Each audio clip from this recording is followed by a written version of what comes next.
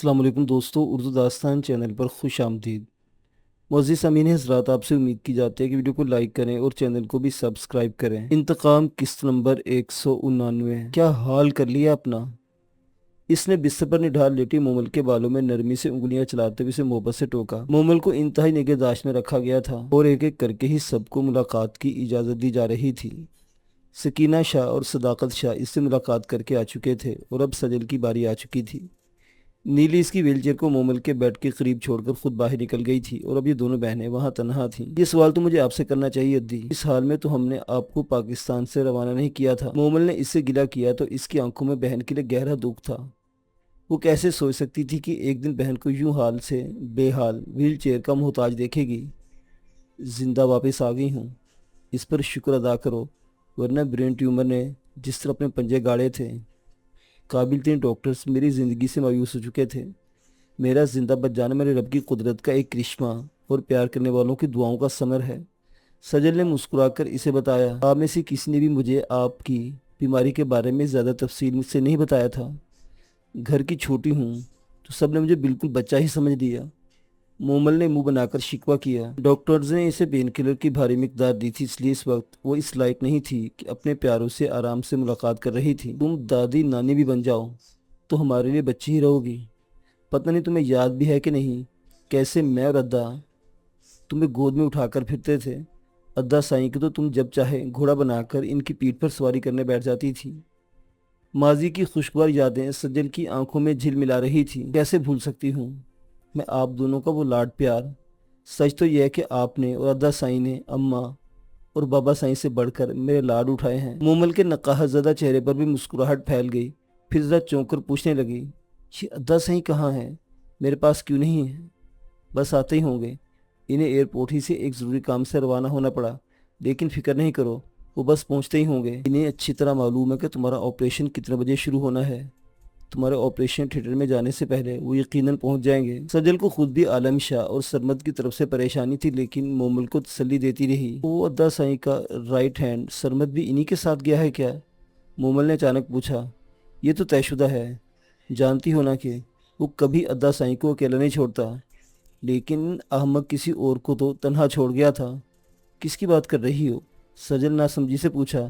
सरमद की मंगेतर की। बेचारी 2-3 बार बहाने से इसकी खैरियत मालूम करने हवेली आई थी। बड़ी प्यारी लड़की है। सरमद के लिए बहुत उदास और परेशान थी। मैंने इसे तसल्ली दी कि फिक्र ना करो, सरमद सही सलामत आ जाएगा, और जब आ जाएगा तो हम सबसे पहला काम इन दोनों के ब्याह का करेंगे।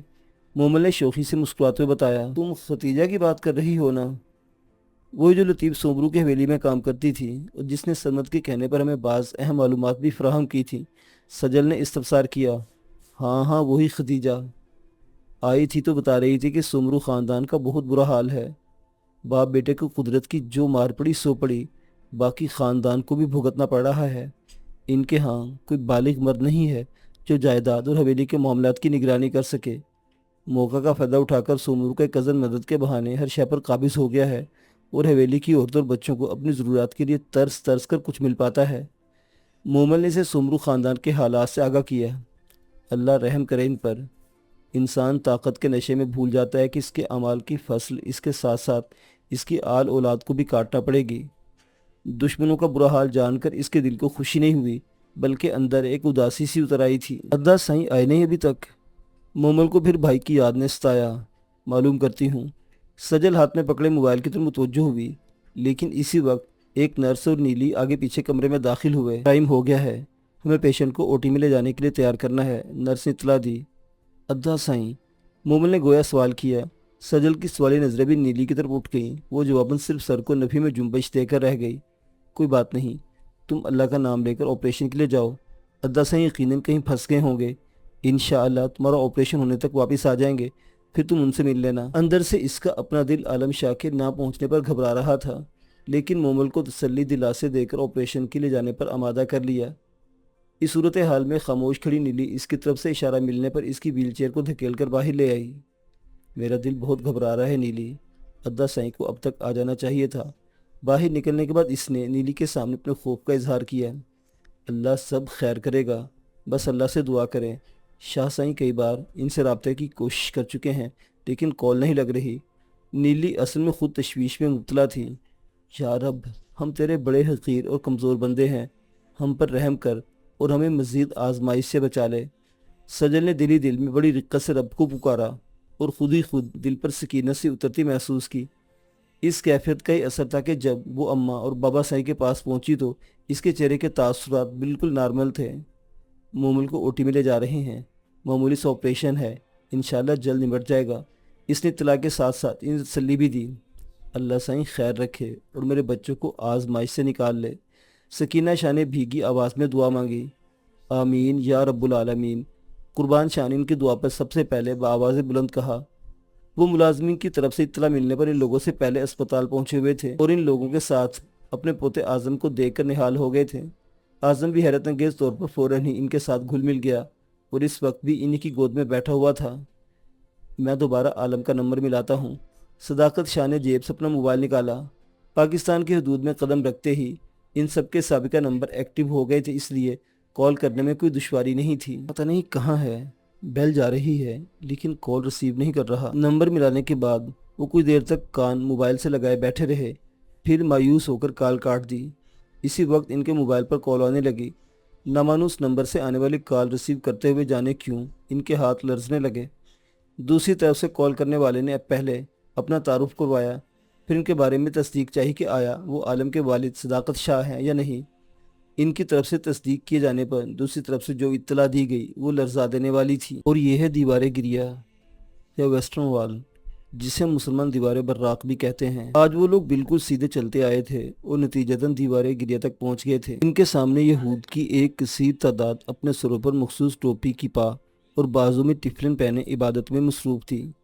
کوئی دیوار پر ہاتھ رکھے گریہ ازاری کر رہا تھا تو کوئی اپنے سامنے رکھی تورات اور تالمود کو ہل ہل کر پڑھنے میں مصروف تھا۔ یہ کتنی عظیم الشان دیوار ہے، اور بے شک میں یہودی نہیں ہوں، لیکن اس کے لیے دل میں ایک عقیدت سی محسوس کر رہی ہوں۔ ماہ بانو بڑے بڑے پتھروں سے تعمیر کی گئی دیوار پر اپنی پراشتیاق نظریں جمع بے ساختہ ہی بولی تو شہریار مسکرا دیا اور نرمی سے بولا، عقیدت تو محسوس ہونی ہی ہے، آخر ہمیں بھی تو نسبت ہے اس دیوار سے۔ روایات کے مطابق معراج کے وقت نبی کریم صلی اللہ علیہ وسلم اپنے براق کے ساتھ یہاں اترے تھے اور یہیں براق کو باندھا تھا۔ کاش ہم ایک دوسرے کے عقائد کا احترام کرتے اور کوئی ایسی صورت نکال لیتے کہ آپس میں الجھے بغیر اپنے مقدس مقامات پر آزادانہ آ جا سکیں۔ وہ اپنی نظروں سے دیوار کی طوالت ناپتے حسن سے بولی۔ یہ دیوار 485 میٹر طویل تھی اور اس کی بلندی 19 سے 40 میٹر کے درمیان تھی۔ انسان کی فطرت میں اتنی سلو جوئی ہو تو پھر جھگڑا کس بات کا؟ یہ ہماری میں ہی تو ہے جس نے زمین پر فساد برپا کر رکھا ہے۔ یہ تو ہے۔ ماہ بانو نے اس کی تائید کی اور پراشتیاق نظروں سے ارد گرد دیکھنے لگی۔ ہر طرف انسانوں کا ایک ہجوم سا تھا۔ بہت رش ہے، کیا یہاں ہمیشہ اتنا ہی رش ہوتا ہے؟ آج شبات یعنی یوم سبت ہے اور اہل یہود کی اکثریت اس دن کا زیادہ حصہ دیوار گریہ پر گزارنا پسند کرتی ہے۔ شہریار نے اس کی معلومات میں اضافہ کیا۔ ماہ بانو کے مقابلے میں اسے معلومات عامہ سے زیادہ دلچسپی تھی اور موقع ملنے پر وہ یہ معلومات اس سے شیئر بھی کرتا تھا۔ اب بھی بتانے لگا، شبات تقریباً 26 گھنٹوں پر مشتمل ہوتا ہے۔ جمعے کو سورج ڈھلنے پر اس کا آغاز ہوتا ہے اور ہفتے کی رات آسمان پر 3 ستاروں کے نظر آنے تک جاری رہتا ہے۔ اس روز اہل یہود کاروبار نہیں کرتے، پیسوں کا لین دین کرنا تو دور، ذکر بھی نہیں کرتے۔ گھر کی بتیاں جو جل رہی ہوں انہیں بجھاتے نہیں اور جو بجھی ہوں انہیں جلاتے نہیں۔ اس روز گھر کا چولہا بند رہتا ہے، سفر نہیں کرتے اور سر پر کپا پہنے زیادہ تر وقت عبادت میں گزارتے ہیں۔ مگر ہمارے میزبان مسٹر ایڈمنڈ تو یہ سب کرتے دکھائی نہیں دیتے۔ آج یہاں آنے سے پہلے بھی انہوں نے ہمیں خاصا پرتکلف ناشتہ کروا کر بھیجا ہے اور یقیناً اس کی تیاری کے لیے چولہا جلانا پڑا ہوگا۔ بھائی باغی اور منکر اور مذہب کے پیروکاروں میں ہوتے ہیں، ہمارے یہاں ہی دیکھ لو کتنے لوگ بنا کسی شرعی عذر کے نماز اور روزے کو چھوڑ دیتے ہیں، بلکہ بعض تو اتنے ڈھیٹ ہوتے ہیں کہ رمضان میں بھی سرعام کھانے پینے کا سلسلہ جاری رکھتے ہیں۔ شہریار پہلے اس کی بات سن کر ہنسا، پھر دلیل دی۔ یہ بھی ٹھیک کہہ رہے ہیں آپ، وہ فوراً قائل ہو گئی۔ میں زیادہ تر ٹھیک ہی کہتا ہوں، اس نے خواہ کالر کھڑے کیے، لیکن سب کچھ نہیں کہتے۔ ماہ بانو نے اسے کنکھیوں سے دیکھا۔ کیا مطلب؟ اس نے حیرانی ظاہر کی۔ ہم روزانہ اٹھ کر گھومنے کیوں نکل کھڑے ہوتے ہیں؟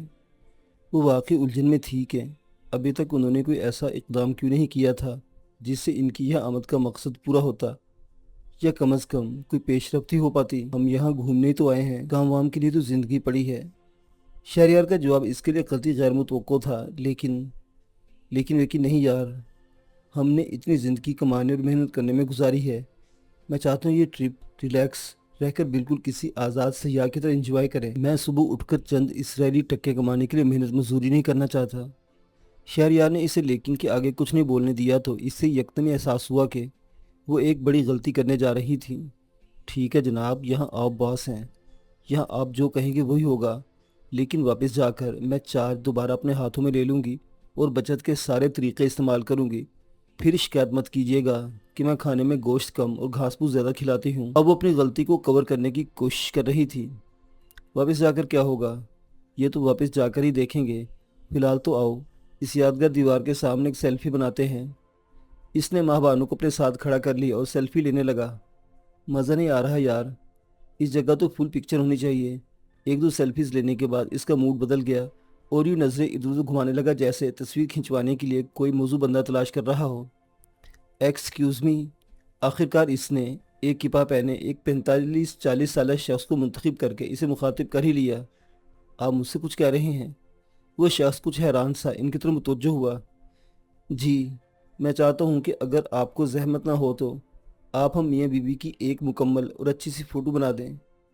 इसने इस शख्स से अपना मुद्दा बयान किया और ज़रूर क्यों नहीं, वो फ़ौरन राज़ी हो गया। इसके हाथ से मोबाइल फ़ोन लेकर इनके पसंदीदा ज़ाविये से तस्वीर बनाने लगा। मेरे ख्याल में एक अच्छी पिक्चर बन चुकी है, आप चेक कर लें। अगर आपको पसंद नहीं आई तो मैं दूसरी बना दूंगा। तस्वीर लेने के बाद इसने मोबाइल स्क्रीन दोनों के सामने की। बहुत उम्दा, ये एक खूबसूरत तस्वीर है। मैं आपको मशवरा देना चाहूँगा कि आप जो काम भी करते हैं इसे छोड़कर फोटोग्राफी शुरू कर दें। आप अपनी मौजूदा फील्ड के मुकाबले में इस फील्ड में ज़्यादा कामयाब रहेंगे। शहरयार ने हाथ बढ़ाकर इस शख्स से मोबाइल ले लिया और एक आम सी तस्वीर की यूँ तारीफ़ें करने लगा जैसे कोई शाहकार तख्लीक पा गया हो। इसकी इस हरकत पर माँ बानों की हंसी जब्त करना मुश्किल हो गया। वो समझ चुकी थी कि वो शख्स कौन है। थैंक यू सो मच, मैं आपके मशवरे को याद रखूँगा और मुस्तकबिल में कभी जॉब चेंज करने का इरादा हुआ तो इसे ज़रूर आजमाऊँगा। वो खुश मिजाजी से बोला और फिर बड़े दोस्ताना अंदाज में मुस्कुराते अपना तारुफ करवाते बोला, मैं जिमी हूँ, जिमी वॉकर। मेरे ख्याल में आप सयाह हैं। अगर आप चाहें तो मैं एक मुकामी होने की हैसियत से यरूशलेम एक्सप्लोर करने में आपकी भरपूर मुआवनत कर सकता हूँ। Thank you so much Jimmy. ये ऑफ़र तो हमें अपने मेज़बान की तरफ से भी हासिल है, लेकिन एक अच्छा सयाह हमेशा मकामात को खुद एक्सप्लोर करने में खुशी महसूस करता है।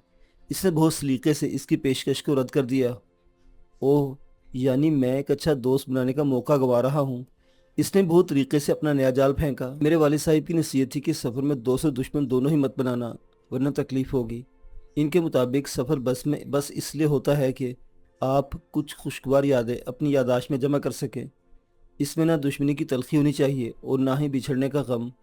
वो इसके जाल में फंसने के लिए तैयार नहीं था। Okay, is you wish. बहरहाल आपसे मिलकर खुशी हुई। आखिरकार इसे हथियार डालना पड़े और शहरयार से मुसाफा करके वहाँ से हट गया। इडियट। इसके दूर चले जाने के बाद शहरयार ज़ेरेला बड़बड़ाया, कर लेते दोस्ती, बेचारा सहूलत से साथ रह लेता। माँ बानू ने हंसी जब्त करते हुए मासूमियत से कहा, जिसके साथ तुम हो इसी किसी दोस्त या दुश्मन की भला क्या ज़रूरत। शहरयार ने इससे भी ज़्यादा मासूमियत का मुजाहरा किया और इसका हाथ थामकर हुजूम में आगे बढ़ गया। अब वो मगरिब की तरफ एक तंग रास्ते की जानिब बढ़ रहे थे और इस गली में जाने का इरादा रखते थे जिसे मुसलमान अलबर्राक एली के नाम से पुकारते थे। दीवार गिरिया के सामने मनाजात और आहुजारी करते, इसकी दर्जों में अपने हाजात पर मुश्तमिल कागज़ उड़सते अहले यहूद समेत वो जासूस भी कहीं पीछे रह गया था जो एक मुसलमान जोड़ी की यरूशलेम में मौजूदगी की असल वजह खोजने के लिए इनके पीछे था। चारों रेस्ट रूम में मुलाकात के लिए मौजूद शख्स को देखकर वो यक वक्त हैरत व मुसर्रत का शिकार हुआ। तुम इतनी शिद्दत से मुझे याद कर रहे थे तो मुझे मुलाकात के लिए आना ही पड़ा। लहीम शहीम जब्बार अली उर्फ जारू ने मुस्कुराते उसे गले से लगा लिया। इसने अपनी दाढ़ी और मूछों को तिरछवाकर तरतीब में कर लिया था और इस मामूली सी तब्दीली से इसकी शख्सियत का तासुर बदल गया था। इस तब्दीली में आंखों पर लगे सुनहरी फ्रेम वाली नफीस सी ऐनक का भी खासा दखल था। इस पर पहली नज़र पड़ते ही किसी पढ़े लिखे मुअज़्ज़ज़ आदमी का गुमान होता था और कोई सोच भी नहीं सकता था कि ये शख्स एक ऐसा ख़तरनाक लड़ाका है जो किसी जंगली जानवर किसी खूबू रखता है। इसकी गैर मामूली समात का माज खुद गवाह था। गैर मामूली कुव्वत समात के साथ साथ जारू गैर मामूली कुव्वत बर्दाश्त का भी मालिक था। اور جسمانی تشدد کے ساتھ ساتھ موسم اور ماحول کی سختیاں جھیلنے کی بھی بے پناہ صلاحیت رکھتا تھا۔ بر وقت آمد کا شکریہ۔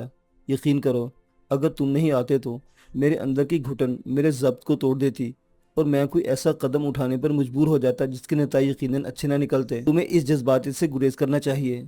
تم جانتے ہو تمہاری منزل کوئی اور ہے، جارو نے اسے سمجھایا۔ طریقہ کوئی بھی ہو، اصل مقصد تو امت مسلمہ کے کام آنا ہی ہے۔ یا میری موجودگی میں ایک بے گناہ خاندان کو صفحہ ہستی سے مٹا دیا گیا، اور اس خاندان کا بچ جانے والا واحد معصوم و مظلوم بچہ اس حالت میں ہے کہ اسے دیکھ کر میرا دل خون کے آنسو روتا ہے۔ تم یقین کرو بہرام کو انصاف دلائے بغیر میں چین کی نیند نہیں سو سکتا۔ یہ کام تو ہم بھی کر سکتے ہیں۔ بے شک کر سکتے ہو، لیکن اس طرح مجھے اپنے کندھوں پر چڑھے قرض کو اتارنے کا موقع نہیں ملے گا، نہ ہی وہ گھٹن کم ہوگی جس نے مجھے جیتے جی مار دیا ہے۔ اس پر واقعی بہت بوجھ تھا، اور یہ بات ذہن سے نکلتی ہی نہیں تھی کہ پریوش کے خاندان کی تباہی میں کہیں نہ کہیں اس کی ذات ملوث ہے۔ یہ وہ تھا جس کی خاطر اس رات پریوش گھر سے باہر نکلی تھی، اور اس وحشیانہ کھیل کا آغاز ہوا تھا جس میں کئی افراد کی ہلاکت کے باوجود کھیل ابھی ختم نہیں ہوا تھا۔ اتنی حساسیت اچھی نہیں ہوتی دوست۔ جارو نے ایک سرد آہ بھری۔ بے حصوں میں شامل ہونے کے مقابلے میں یہ کہیں بہتر ہے۔ کیا کرنا چاہتے ہو تم؟ جارو نے اسے غور سے دیکھا۔ ظالم کے ہاتھ توڑنا تمہاری یہی ضد ہے تو تیاری پکڑ لو۔ ہم بہت جلد مہندر سنگھ کو اس کے انجام تک پہنچانے والے ہیں۔ سارا منصوبہ تیار ہے، بس عمل درآمد ہونا باقی ہے۔ جارو نیچے آواز میں اسی تفصیلات سے آگاہ کرنے لگا۔ منتظر رہنا، ہم آج ہی کی رات اس خبیث کو اس کے انجام تک پہنچا دیں گے۔ ساری تفصیل بتا چکنے کے بعد جارو روانگی کے لیے تیار دکھائی دینے لگا اور اس سے مسافہ کر کے ایک اندرونی دروازے کی طرف بڑھ گیا۔ اس کے اس دروازے کے پیچھے غائب ہونے کے بعد ماس بھی اٹھ کر ڈاکٹر بٹ والے کمرے میں واپس آ گیا۔